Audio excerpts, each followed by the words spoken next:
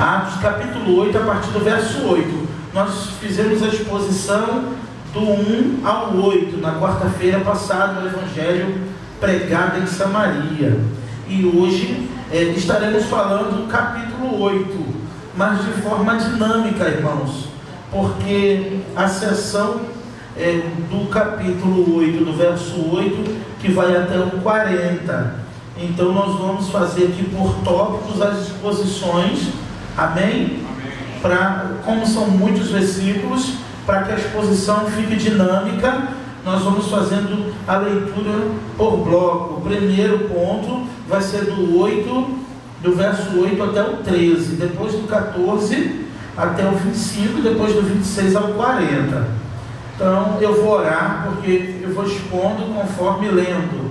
Senhor, muito obrigado pela oração feita pelo teu servo neste lugar.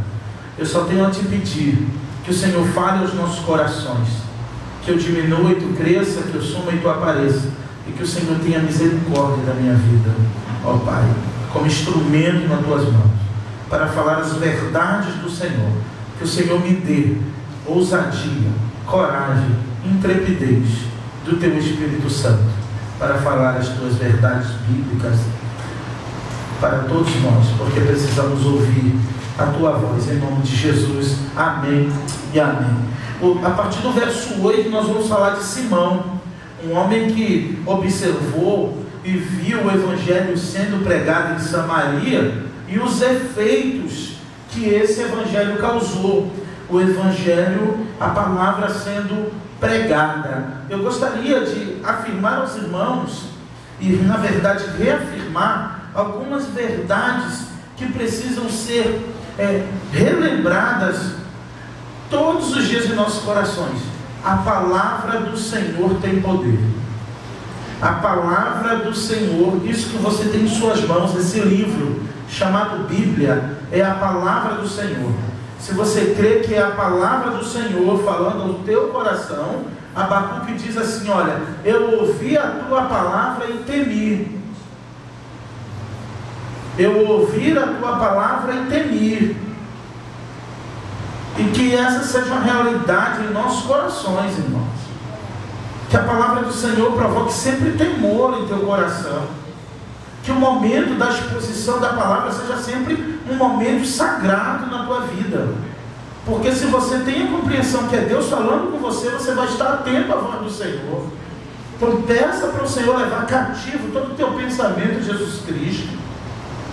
Que através do seu Espírito Ele possa testificar e confirmar a sua palavra em seu coração, assim como aconteceu nesse momento que vamos ler. Então eu farei a leitura. Havia grande alegria naquela cidade, que foi os coxos, os paralíticos, os enfermos, os demônios clamando em alta voz com a pregação de Filipe, que está registrado nos versículos anteriores. Então aquela cidade estava muito eufórica, muito feliz, mas tinha um homem que estava ali no meio daquela multidão, chamado Simão. Então olha comigo, o verso 9.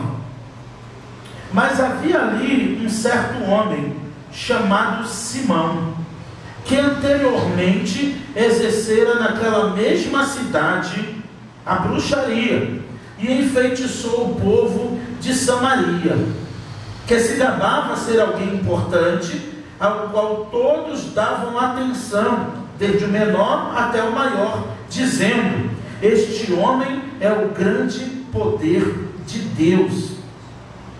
E para com ele tinham consideração, porque já desde muito tempo eles os haviam enfeitiçado com bruxaria.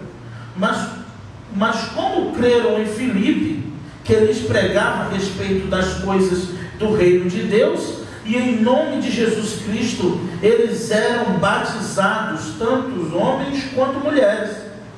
Olha o verso 13. E o próprio Simão também creu, e tendo sido batizado, ele continuou com Felipe, e se maravilhava, vendo os milagres e sinais que eram feitos. Aqui nós estamos falando da conversão do Simão, um homem que era considerado no lugar onde Filipe o desconsiderou. Ele era o cara, ele era a pessoa de notoriedade, ele era de tal importância. Os homens o consideravam como um homem que era, aqui no verso 10 diz, este homem é o grande poder de Deus. As pessoas olhavam para Simão com certa admiração, porque ele havia feito uma bruxaria. A palavra de Deus que diz que ele enfeitiçou todo o povo. Sim, o povo estava vislumbrado, enfeitiçado com Simão, com as coisas, as mágicas que ele fazia, e imaginava assim que ele era o grande poder de Deus. O povo, em sua ignorância, ainda não tinha ouvido realmente a palavra da verdade. E na minha terra, viu, irmã Vera, lá na Bahia tem um ditado que diz que em terra de cego, quem tem um olho, conhece esse ditado? Em terra de cego, quem tem um olho é rei, né? Porque está todo mundo cego, ninguém está enxergando nada, e um que enxerga apenas com o olho, ele é rei, porque todo mundo está cego. Foi justamente isso que aconteceu em Samaria, uma cidade que rejeitou a pregação dos discípulos no primeiro momento, quando estavam com Jesus, que foi João e Tiago. Os irmãos descem a Samaria para pregar e ninguém se converte, ninguém aceita a Cristo. Então eles pedem a Jesus que mande fogo naquela cidade, porque os samaritanos tinham uma resistência à palavra. Agora, no momento da fuga, da dispersão, Filipe desce a Samaria e diz nos versos anteriores, irmãos, que ele pregava a Cristo. Sabe por que aconteceram muitos milagres em Samaria? Sabe por que aconteceram muitas maravilhas? Sabe por que os demônios saíram manifestados, gritando em alta voz? Porque Cristo foi pregado. Porque a palavra foi pregada, e essa palavra sempre foi Cristo. E muitos pregam muitas coisas, menos a Cristo. Existem muitas pregações, mas que Cristo não é o centro. E Filipe, em fuga, a igreja dispersa os versos anteriores, e Filipe, descendo a Samaria, pregava-lhes a Cristo, anunciava a Cristo, Jesus, o Filho de Deus, o nome que tem todo o poder. É a garantia do milagre, a garantia do sucesso, a garantia da salvação, a garantia de qualquer coisa que eu e você possamos almejar. É Cristo. Ele é a nossa esperança, Ele é a garantia da vitória. Porque se você não tiver nada, se você perder tudo, mas você tiver Cristo, olha só, se você perder tudo e você se encontrar em um momento em sua vida que você não tenha nada, e você tiver Cristo em sua vida, você tem tantas coisas que você nem imagina, sobretudo a vida eterna, sobretudo uma morada garantida no céu, para todo sempre, para viver com Ele. Só que as demandas do dia a dia nos faz ver sucesso e grandes coisas pelos acontecimentos. Então contamos a vitória por cada dia, pelo acontecimento, ou pelos acontecimentos, pelas coisas que acontecem diariamente.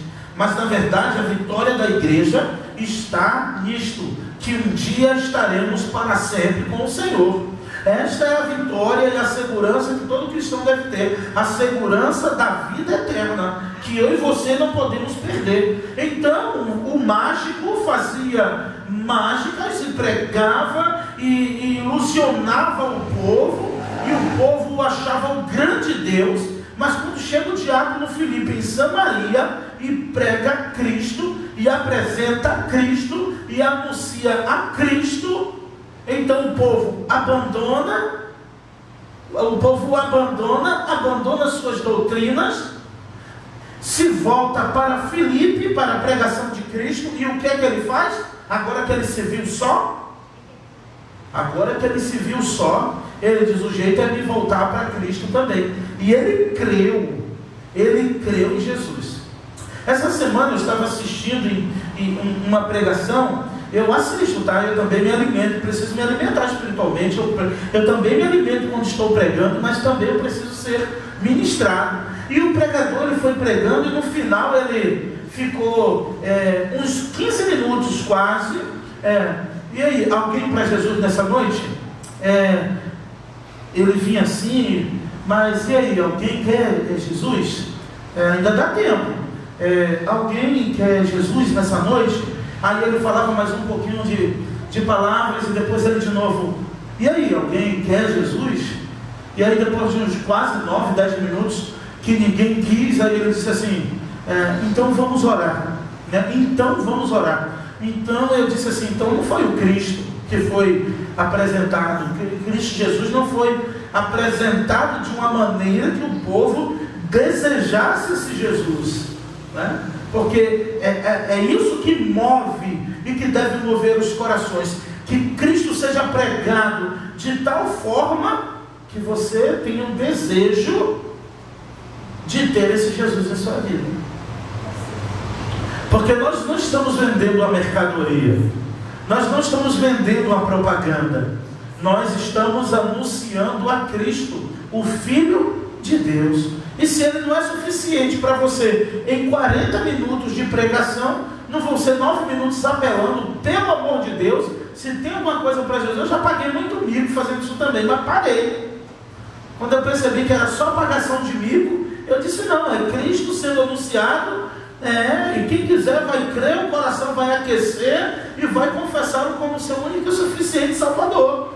É preciso que Cristo seja professado, é preciso que haja uma confissão pública de fé, e é preciso que haja a oportunidade para fazer isso.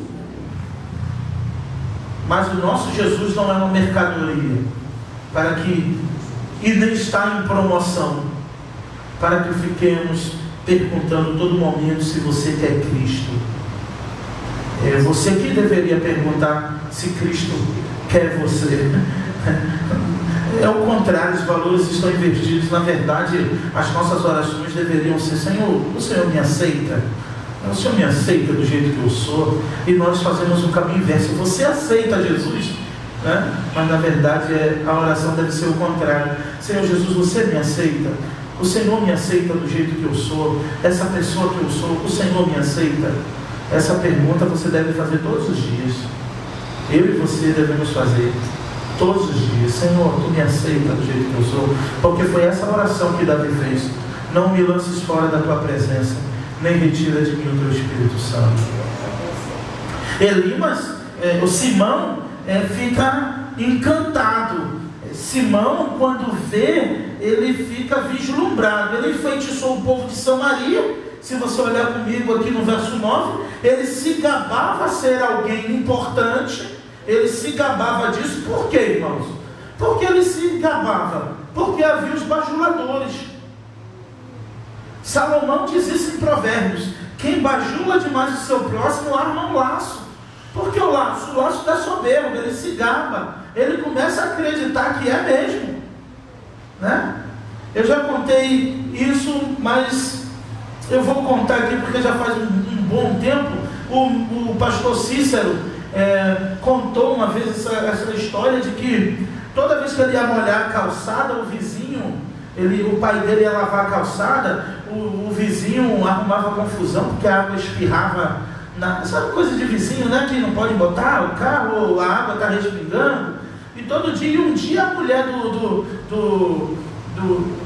homem, do tal do Nando, ficou falando assim para o Nando da janela. A mulher debruçada na janela, o homem magrinho assim, e a mulher: vai, Nando, pega ele, Nando, você consegue, Nando, vai, Nando, vai, Nando. E o seu Cícero lá, o pai do Cícero Júnior, lavando a calçada, e o homem lá, e a mulher dando o maior gás nele, né? Vai, Nando, vai, Nando. E aí o homem foi para cima lá do pai do pastor na época, não era cristão também, foi arrumar confusão. Ele pegou aquela espingarda, um tiro, uma carreira, sabe, aquela de caçar passarinho, cheia de chumbo, foi lá dentro. Porque no interior é assim, irmão, na portinha da cozinha tem sempre uma garrucha velha, né? E aí seu Cícero foi lá, pegou a garrucha assim, a espingarda, e aí mirou nele assim, e a mulher dizendo: vai, Nando, que ele não é de nada, vai, Nando, que ele não é de nada. Quando o seu Cícero mirou assim, que deu o tiro do chumbo, a espalhadeira, né? Que sapecou o Nando todo, que o Nando começou a pular, a mulher gritou assim: ó, corre, Nando, que o homem é doido, né? Então, o mágico, o Simão, ele se gabava, mas ele não se gabava sozinho, não. É porque tinha os bajuladores ali: nossa, você consegue, você é bom, E ele começou a acreditar nisso. Ele acreditava, ele se gabava porque tinha gente gabando ele dessas coisas, né?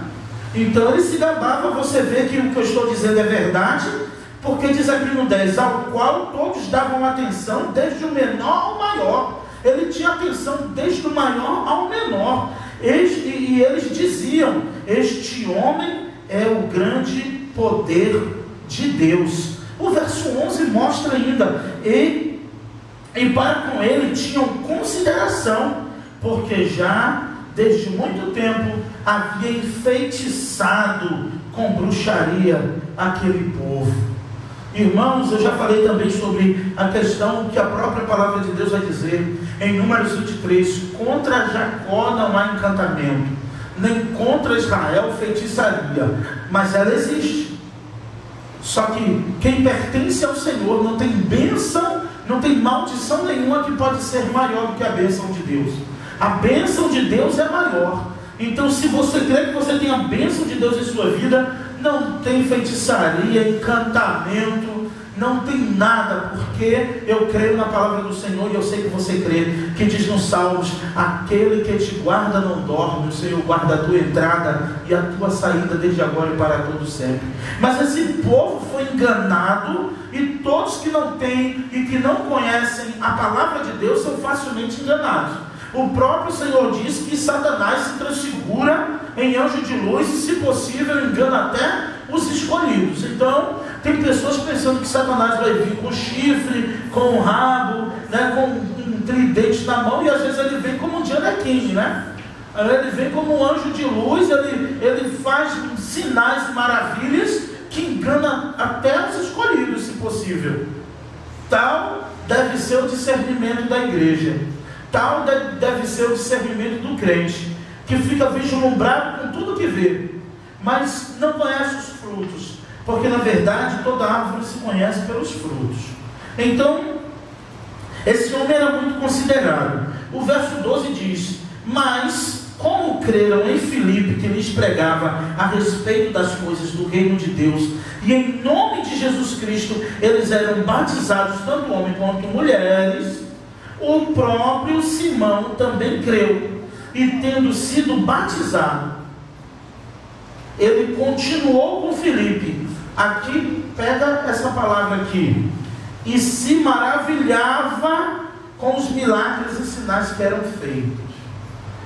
Acontece aqui, e já vamos para a transição para o próximo bloco.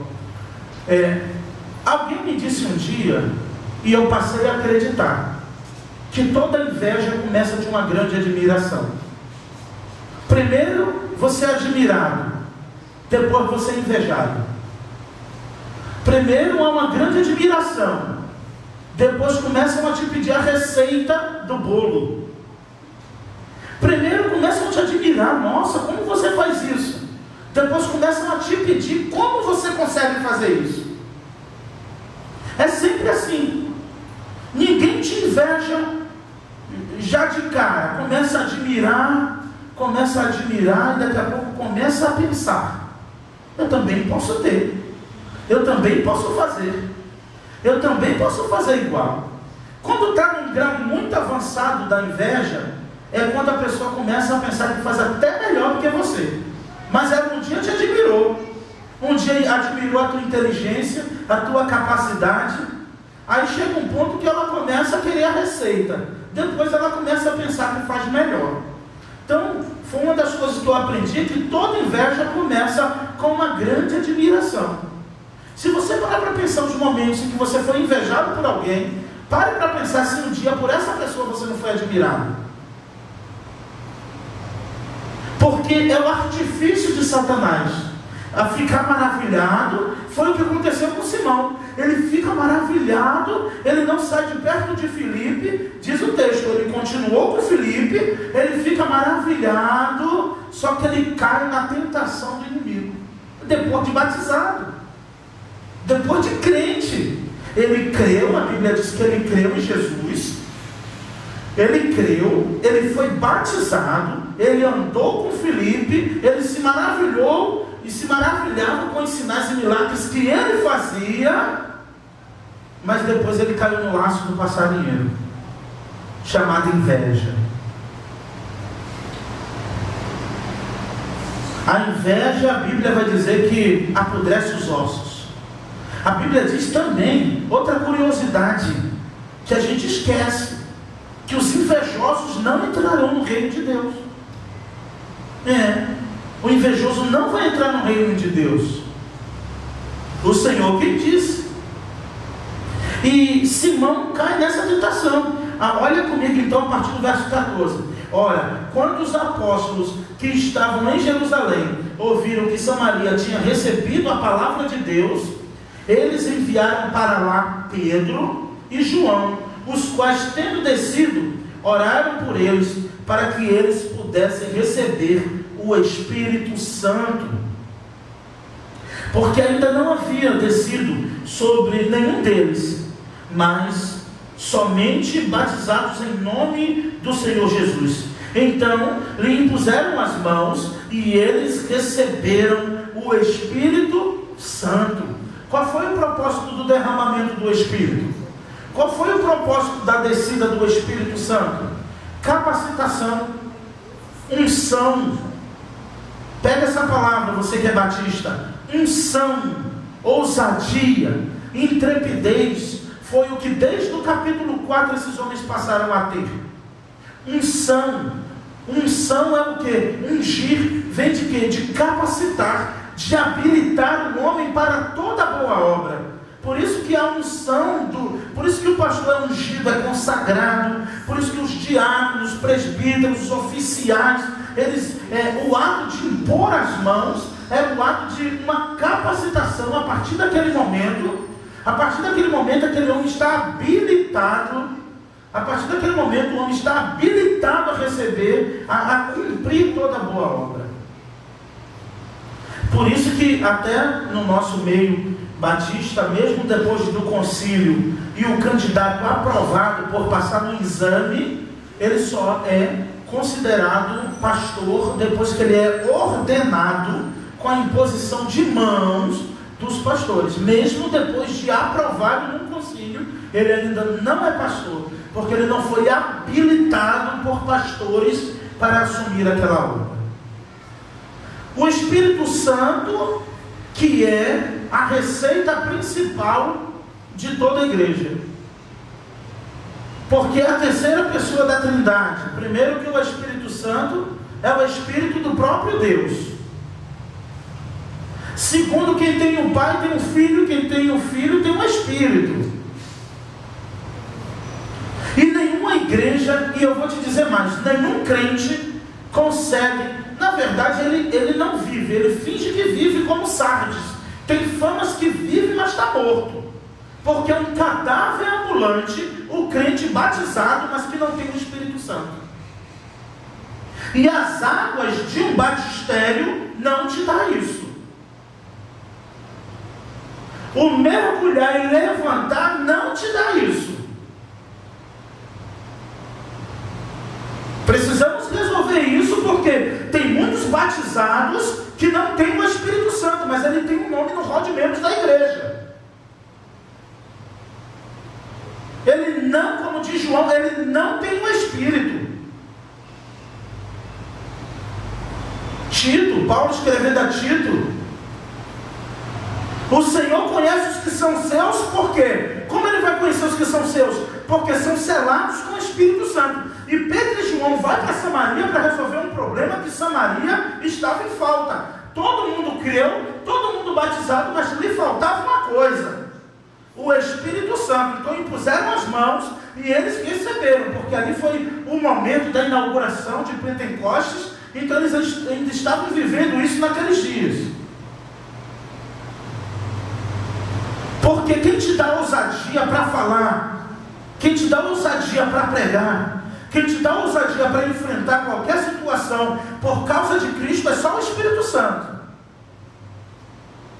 E Paulo escreve a Timóteo dizendo: pois ele não te deu, Timóteo, um espírito de covardia, mas de ousadia, de poder e de moderação. O crente batizado em Cristo Jesus e que crê em Jesus e que tem o Espírito Santo, ele é ousado, ele é intrépido. E aí os que não têm o Espírito olham para você dizendo: quem ele pensa que é para falar desse jeito? Quem ele pensa que é para pregar desse jeito? Quem ele pensa que é para ensinar com essa autoridade? É porque você tem o Espírito Santo de Deus. Homilética não te dá isso, hermenêutica não te dá isso, teologia não te dá isso, nem o teu tempo de igreja te dá isso.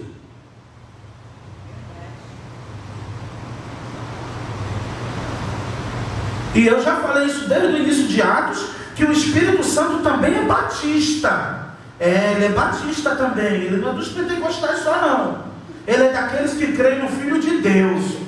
É Ele que te dá discernimento, é Ele que te dá sensibilidade, é Ele que te dá arrependimento, é Ele que promove em você um sentimento de estado miserável, de que precisa da glória e da graça de Deus.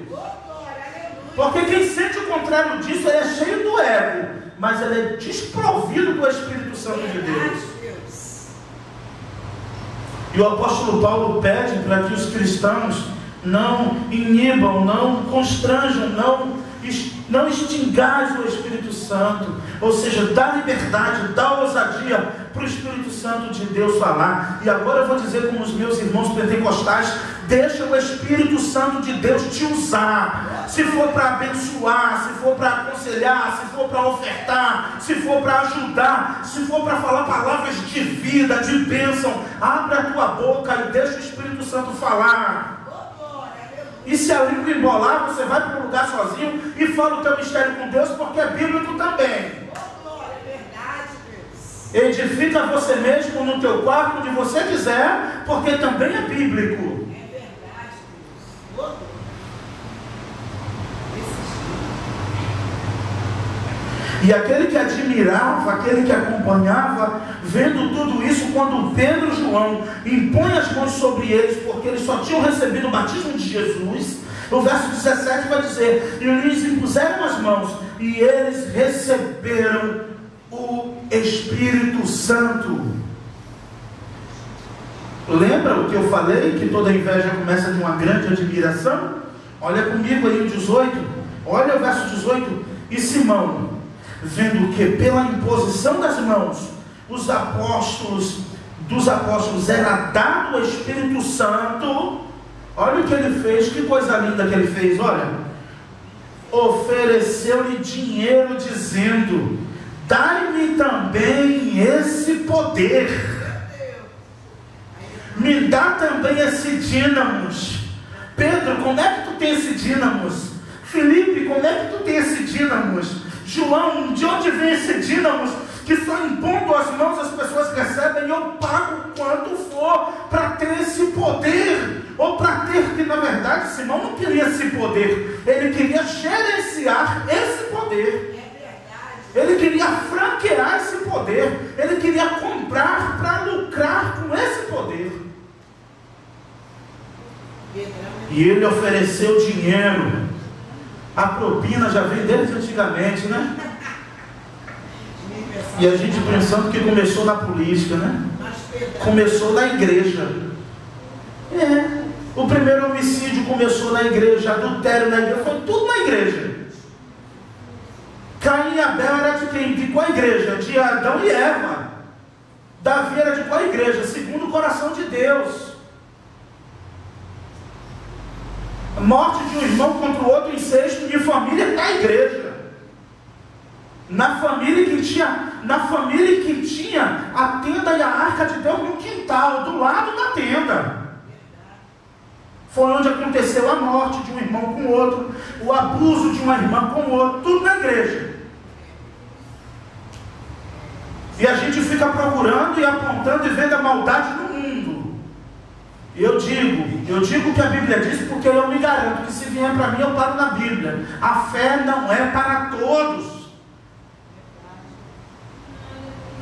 Muitos vivem na comunidade de fé, mas a fé não é para todos. A igreja é um lugar de fé, é uma comunidade de fé, mas a fé não é para todos. E eu tenho um termômetro para você saber se você está em dia com a tua fé com Deus, se você recebe o poder de Deus ou você desdenha e debocha dele, São tantas coisas tão simples. Você tem o temor de Deus na tua vida? São tantas coisas tão simples que não precisa você esperar o dia do juízo para descobrir, não. Você vai perder tempo de se arrepender para só descobrir no final que você nunca foi. E o que você vai fazer se no sermão de hoje você descobrir que nunca foi crente? E o que você vai fazer se você descobrir que você nunca teve fé de verdade hoje? E se esse sermão for o juízo de Deus sobre a tua vida para te trazer um profundo arrependimento e a partir de hoje você querer entregar teu coração a Jesus de verdade, fazer tua oração e dizer: Senhor, na verdade eu nunca fui, mas a partir de hoje eu passo a ser, mas o pastor nem vai saber disso, porque só de membro eu tenho 20 anos, é a minha oração contigo particular e ninguém vai saber. Mas o orgulho é uma ferramenta miserável que impede o agir de Deus na vida de muitos. E que vão esperar para chegar no dia do juízo, ouvir de Jesus: eu nunca te conheci.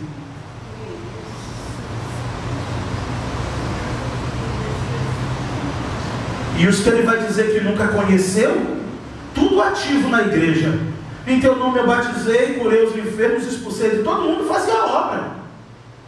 Ou leia Mateus e você verá.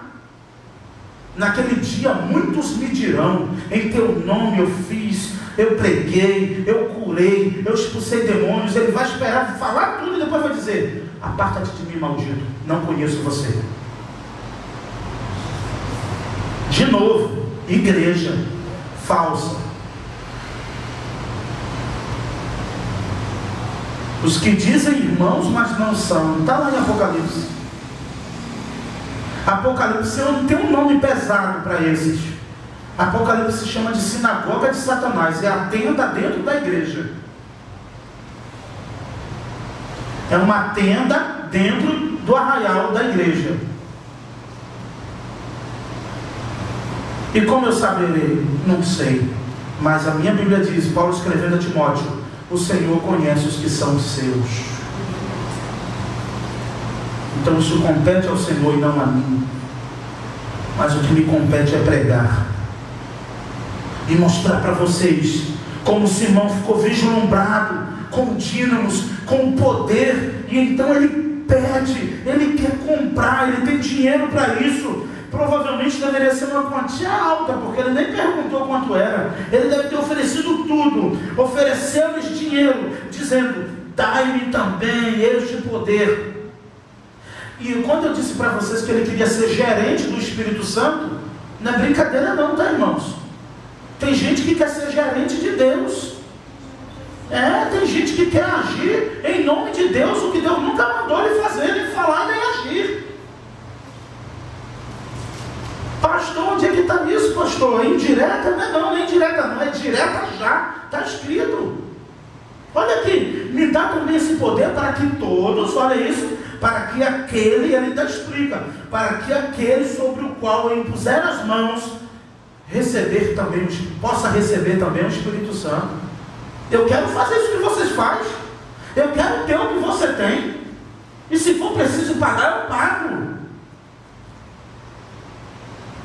Só que só tem uma maneira de ter o que Pedro, João, Tiago e eu e você temos: se arrependendo. O Espírito Santo só concede através do arrependimento. Não é nem caro, não gasta nada para ter, não paga nada para ter. Às vezes queimamos mais neurônios para exercitar planos malignos do que para se arrepender e ser cheio, renovado com o Espírito Santo. Quem já sentiu o renovo do Espírito Santo? Hoje está estranho para mim. Essa pregação vai para lá na Convenção Batista, hein? Pastor Nilton vai me chamar para conversar.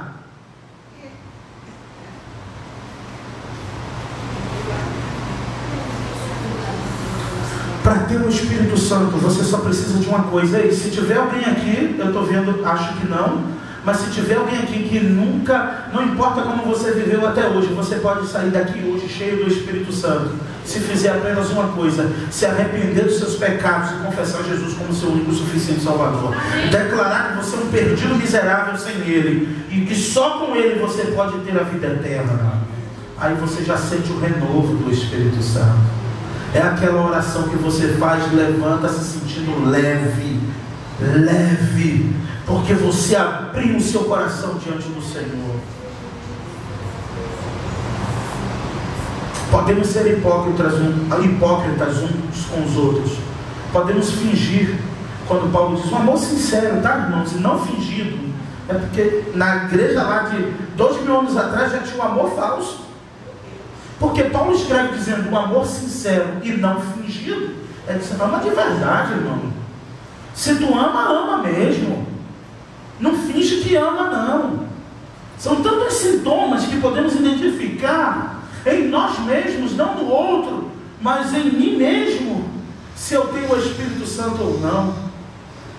Numa pregação do Leonardo de Ravenhill, ele disse que um amigo conversou com ele, falando sobre tudo da igreja, e disse: os irmãos da minha igreja, se faltar qualquer item eles percebem, mas se tirar o Espírito Santo da igreja, ninguém percebe. Se a partir de hoje Deus disser: Espírito Santo, não vai no culto hoje não, quantos sentiriam a falta dele?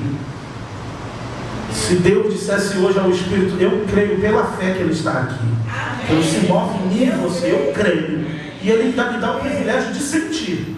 Tem dia que está osso, o negócio está amarrado de corda, mas eu consigo sentir a presença do Espírito Santo, porque a adoração é individual. Você rompe as barreiras adorando, porque Ele habita em você, você tem Ele dentro de você. Então, ainda que ninguém sinta, se preocupe se você está sentindo e percebendo o seu agir, o seu mover ou não. Aí você se preocupa. Verdade. Mas tem pessoas, eu temo dizer isso, que se Deus dissesse hoje: Espírito Santo, você não vai na PMCP hoje, eu temo que alguns nem sentiriam falta. E sabe por que não sentiriam falta? Porque nunca viveram na dependência dele. Porque só sentimos falta do que dependemos. Do que não dependemos, não sentimos falta. Só sentimos dependência de quem andamos na dependência. E se você anda na dependência do Espírito Santo, você logo sente que tem alguma coisa errada, que está faltando alguma coisa. E aí você clama pelo sangue de Jesus. E Davi, o rei de Israel, coroado, tinha todas as cidades de Jerusalém aos seus pés. E quando ele peca, que ele ora, ele só pede uma coisa para Deus, pelo menos duas, ele pede até mais, mas duas na lista importantíssima de Davi. Um homem rico, cheio de ouro. A oração dele no Salmo 51 é essa: não me lances fora da tua presença, e nem tira de mim o teu Espírito. Ele só pediu isso: não me lances fora da tua presença, e nem retira de mim o teu Espírito.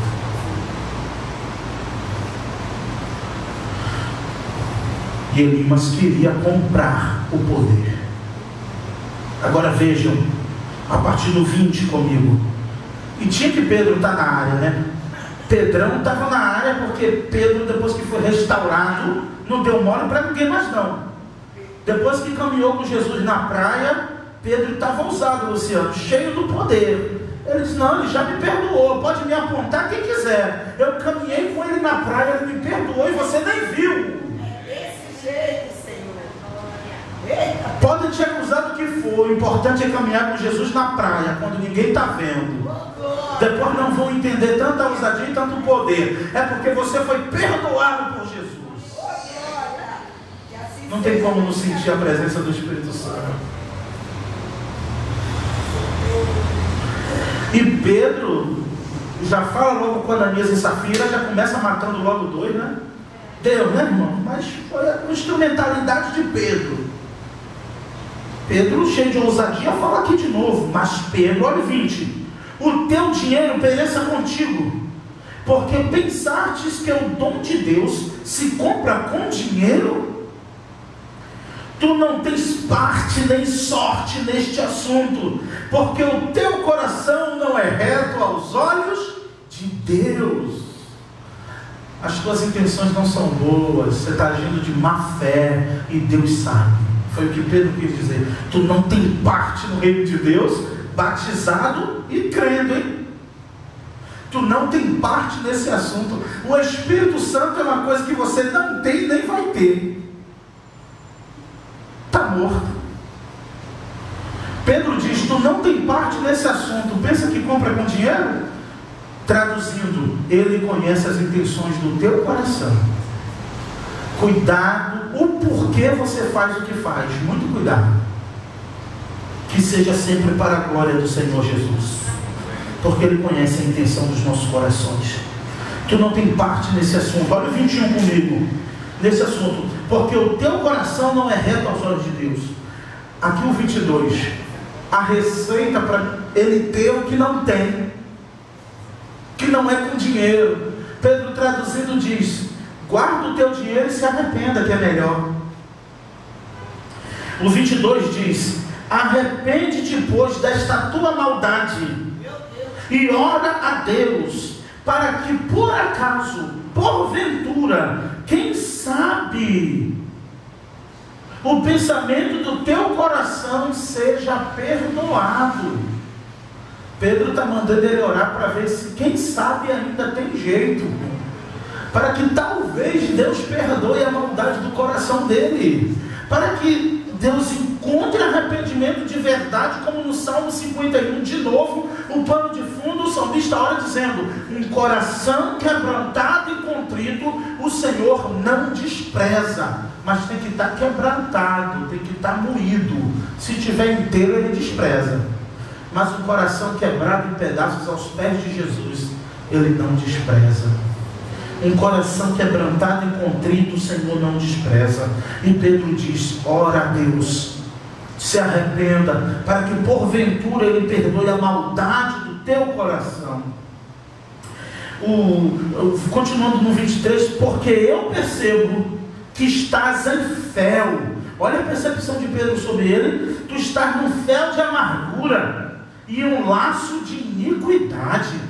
Meu Deus, olha a rajada que Pedro deu nele, só porque pediu para comprar o Espírito Santo. Você está no laço, você está na amargura, no fel e em laço de iniquidade.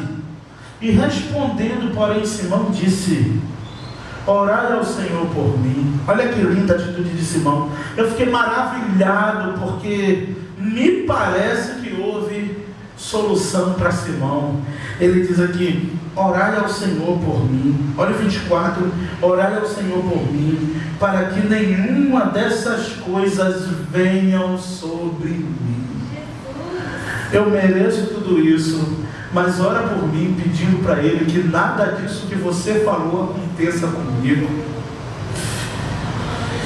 E tendo ele testificado e pregado a palavra do Senhor, retornaram para Jerusalém e pregaram o Evangelho em muitas aldeias dos samaritanos.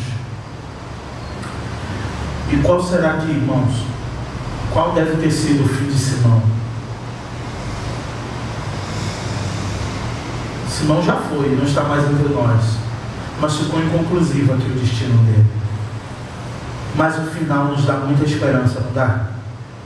Nos dá uma grande esperança de que Simão recebeu a graça do Senhor e nunca mais ousou desejar algo, comprar algo que ele podia ter de graça.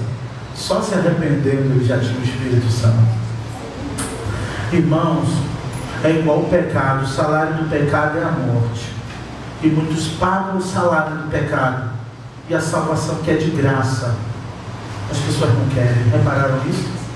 As pessoas pagam para pecar, pagam para beber, pagam para fumar, pagam para se prostituir, para ir no motel, pagam para tantas coisas, pagam para ir para lugares onde não devem ir, pagam literalmente para pecar. Em qualquer lugar onde for pecar, paga.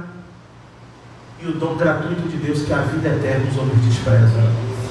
E eles pagam pela morte. Eles pagam para ter uma morte eterna.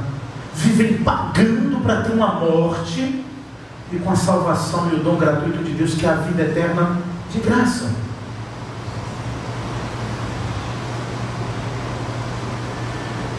E finalizando, falando de Filipe e Eunuco, quando a coisa está boa em Samaria, o Evangelho sendo pregado, Pedro recebe o auxílio, Filipe recebe o auxílio dos apóstolos, Pedro e João, Filipe no diaconato, ali também da igreja.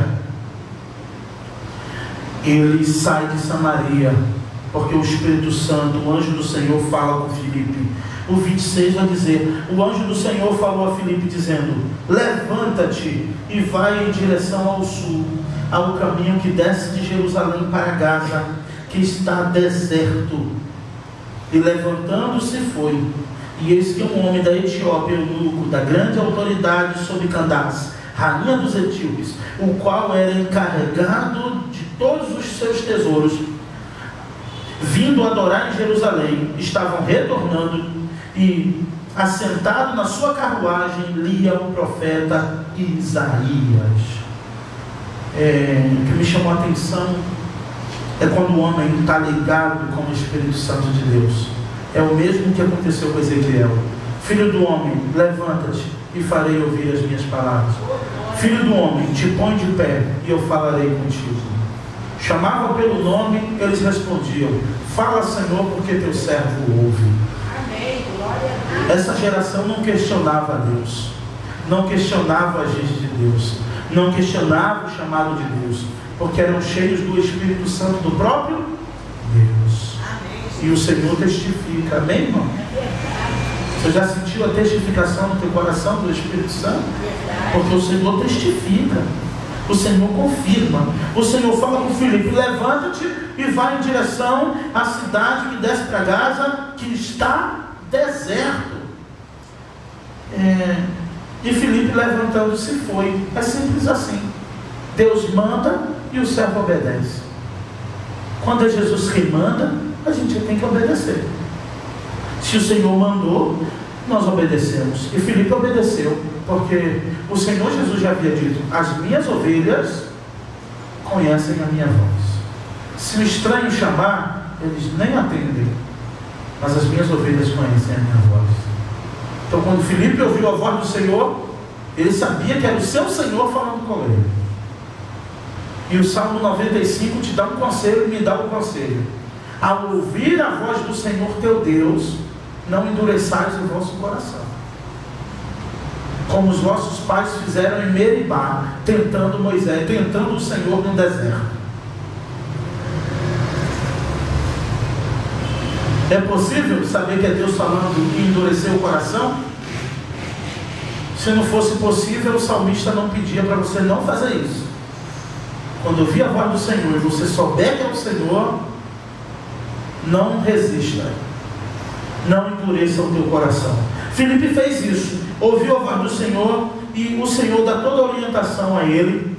E o etíope eunuco, da grande autoridade sobre Candace, a rainha dos etíopes, o qual era encarregado dos seus tesouros, havia vindo adorar em Jerusalém. Estava retornando, e assentado em uma carruagem, ele lia o profeta Isaías.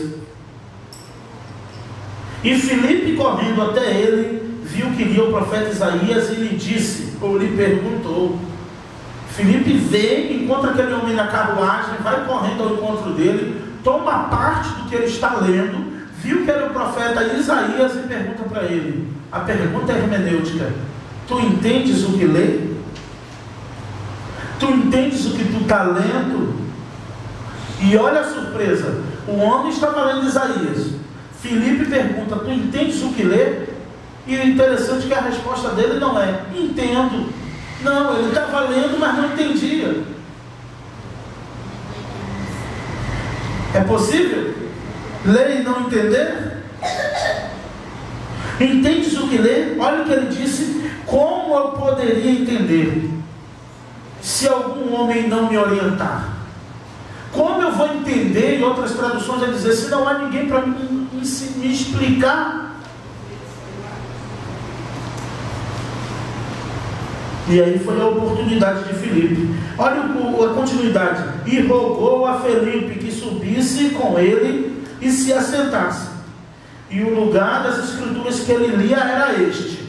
Tem até a parte das escrituras onde ele estava lendo. Olha, ele foi levado como ovelha para o matadouro, como cordeiro mudo diante dos que o tosquiam.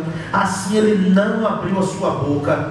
Na sua humilhação foi tirado o seu julgamento, porque a sua vida é tirada da terra.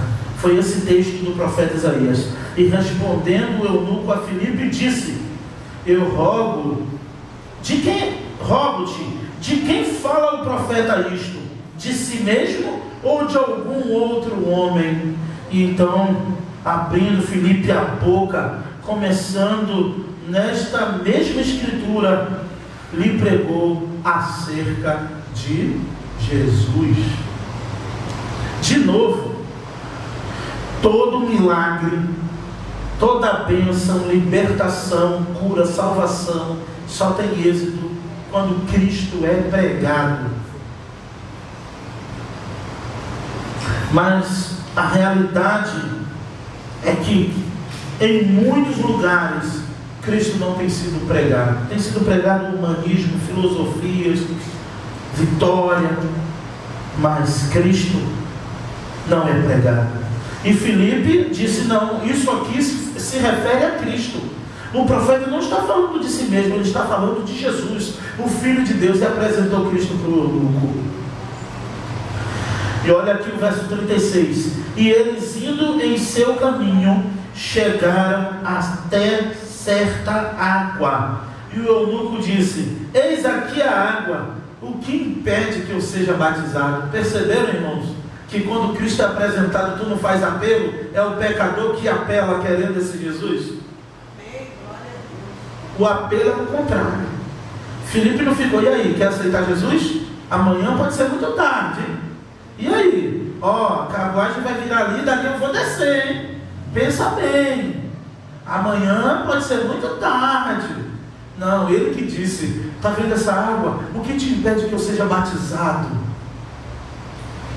E disse Filipe: se tu crê de todo o teu coração, você pode. Se tu crê de todo o teu coração, você pode ser batizado agora. Se você crê de todo o coração. E ele respondendo disse o quê?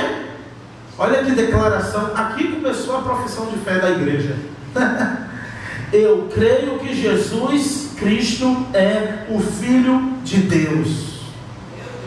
Eu creio que Jesus Cristo é o Filho de Deus. É romântico falar isso, é bonito, mas isso é muito profundo, porque quem crê que Jesus é o Filho de Deus deve saber quem é Deus, que é o Criador do céu, da terra, do mar e de tudo que nele há, que é o que tem todo o poder, e deu a Jesus todo o poder.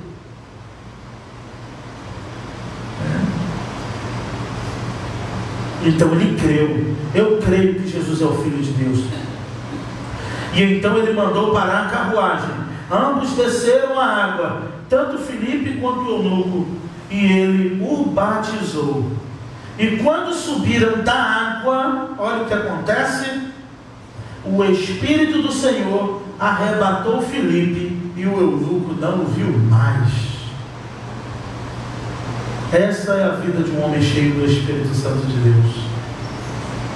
O Senhor Jesus disse para Nicodemos: o vento sopra onde quer e ouve-se a sua voz, mas quem é nascido do Espírito é guiado pelo Espírito, é direcionado pelo Espírito. Aí quando você lê Ezequiel 47, você diz: o Espírito me pegou, me levou e me fez andar 1000 côvados. Depois me pegou, me levou e me fez andar mais 1000 côvados, e as águas batiam em meus joelhos.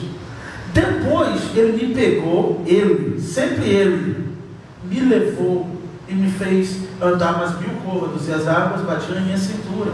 Depois me levou mais 1000 côvados, e elas batiam no meu peito, e eu não podia mais atravessar, porque só dava para atravessar a nado, e ele não sabia nadar. Então o Espírito do Senhor o traz de volta e conversa com ele: viu, filho do homem, que você seja guiado, que nós sejamos conduzidos pelo Espírito Santo. Porque Filipe, quando sobe as águas, ele foi arrebatado, pegado rapidamente com força, em um vulto, batizou o eunuco e não foi mais visto. Para que a glória não ficasse com Filipe, mas a glória sempre do Senhor. O eunuco não viu mais. Ele prosseguiu o seu caminho, regozijando-se. Mas Filipe, olha o resultado da vida desse homem. Mas Filipe se achou em Azoto e pregou em toda a cidade que passou, até chegar a Cesareia. Filipe se achou já em outro lugar. Ele se achou, ele apareceu em outro lugar, com a única missão: pregar a Cristo. Pregar a Cristo. Eu temo que tem crentes que, se Jesus perguntasse antes se podia arrebatar ele ou não para levar para algum lugar, ele iria dizer que não.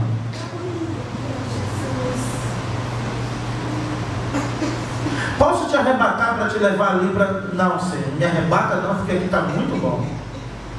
Tem tantas coisas aqui que, se eu me arrebatar, vou deixar tudo aí pelo caminho.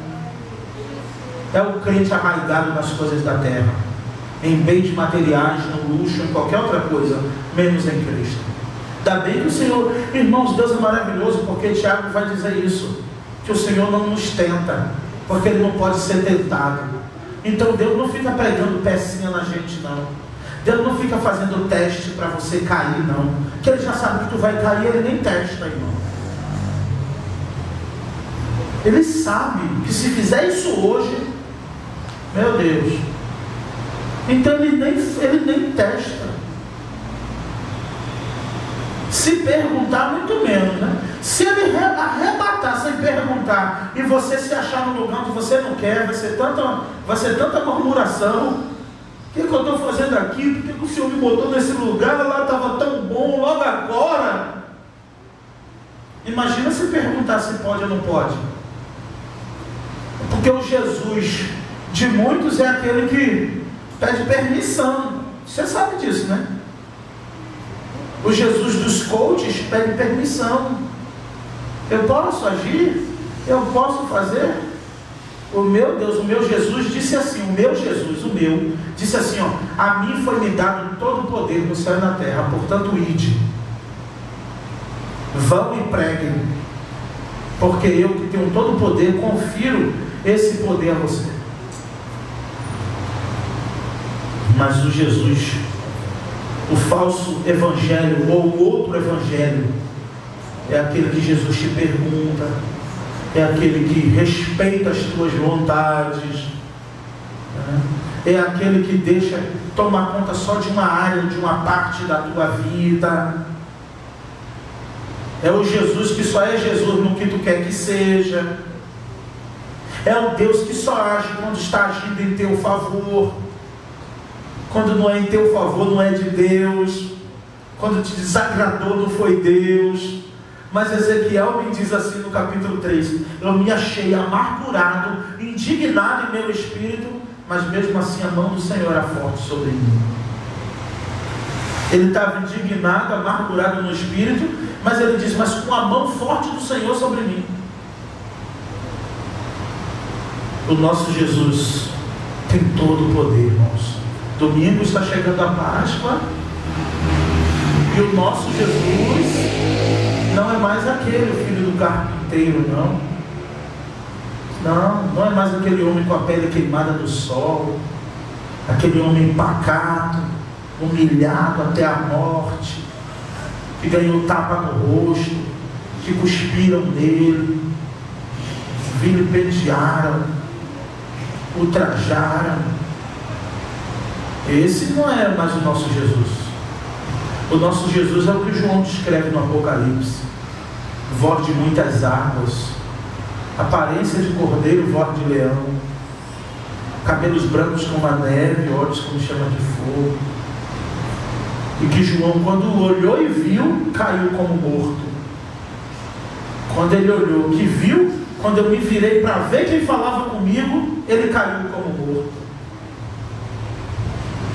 E hoje o pastor se esvela dizendo: Jesus está aqui, Jesus está aqui, Jesus está aqui. Fica aquela musiquinha: tô nem aí, tô nem aí. E daí? Jesus está aqui, irmãos. É mesmo? mesmo? Tá bom. E João, quando o vê, cai como morto. Se houvesse um senso, uma percepção comum em todos nós, que Jesus está realmente aqui nesta noite, qual seria? Os olhares altivos caíam por terra. Os pensamentos humanos se humilhariam diante dele, só pela plena percepção que ele está aqui. Mas diz que Bolsonaro está na cidade, o presidente ou o prefeito, e que talvez vai passar aqui para você ver. Talvez ele vai passar lá. Todo mundo se ajeita, prepara e fica a expectativa, né? E nós, toda semana, temos esse Jesus aqui conosco. Todas as vezes que nos reunimos em seu nome, o Rei da Glória está conosco. Todas as vezes que nos reunimos aqui, quando estamos só, amém. Mas a promessa, quando estamos reunidos em seu nome, o Filho de Deus está conosco através do seu Espírito Santo. E que você tenha essa certeza, que você seja conduzido e conduzida, guiada pelo Espírito Santo, aonde bem lhe parecer. Onde bem parecer ao Senhor, não a você. Que nós vivamos essa experiência de sermos guiados e conduzidos com o Espírito Santo. Então, primeiro ponto, falamos sobre a conversão de Simão. Segundo, sobre o poder que Simão queria, mas que nós temos com a simples receita chamada arrependimento, crer no Filho de Deus, que é o Espírito Santo que nos dá poder, ousadia. E o terceiro, com a vida de Filipe, eu entendo e aprendo que eu preciso ser guiado, conduzido pelo Espírito Santo. Acredite, Ele só vai te colocar na boa. O Espírito Santo só vai te conduzir para aquilo que for para a glória de Deus. Que Deus nos abençoe, que o Senhor complete no seu coração o que eu deixei faltar, que o Espírito Santo tire do teu coração o que não veio dele, mas o que for do Senhor, que fique guardado em teu coração, em nome de Jesus. Obrigado.